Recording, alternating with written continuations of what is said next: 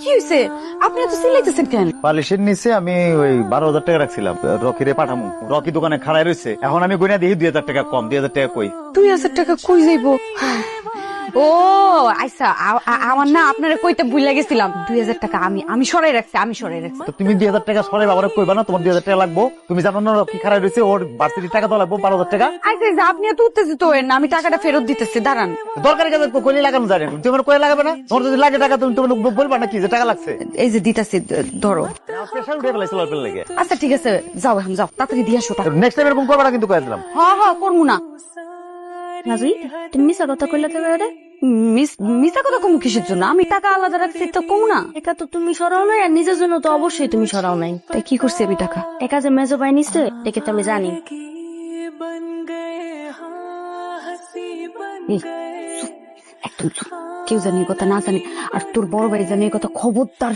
তুমি যে এগুলা করে কই না মেজো ভাইরে আশকারা দিয়ে দিতেছ, আর হ্যাঁ এটি করতেছেও। ও হয়তো বা কোনো দরকারে নিচ্ছে, কইতে ভুলে গেছে, আমারে কইবো একটু পরে। তুই এই কথা কাউরে কইস না। শোনো তুমি হলো আমগো সবার সাবানা সাবানা।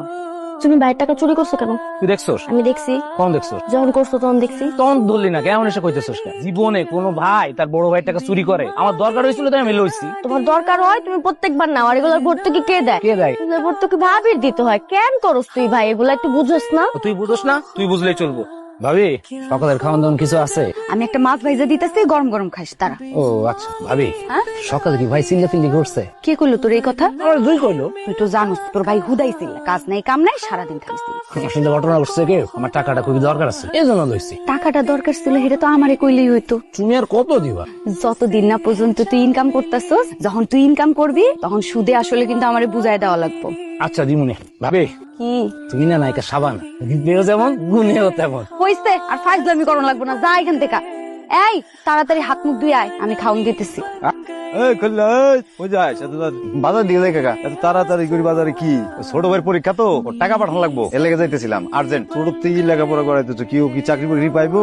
পড়াশোনা শেষ হোক, চাকরি পেয়ে যাবো। আর ওর যে লাইনে পড়াশোনা করাইতেছি, ও পড়াশোনা শেষে চাকরি ঠেকবো না, মনে চাকরি পেয়ে যাবে ইনশাল্লাহ। চাকরি পেলে কি তোমার দেখবো?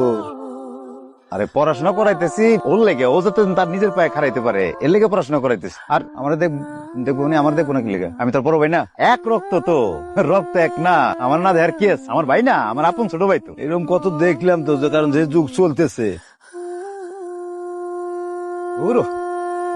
আপনারা অনেকে জানেন গত 10-15 দিন আগেও আমার পেজে শুধুমাত্র 2500 ফলোয়ার ছিল।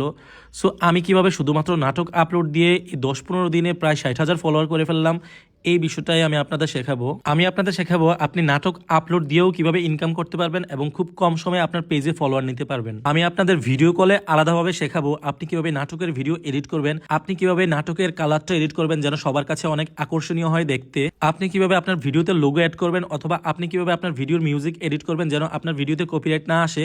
এই সকল কিছু জানতে আমাকে ইনবক্স করুন। অবশ্যই এটা পেড সার্ভিস।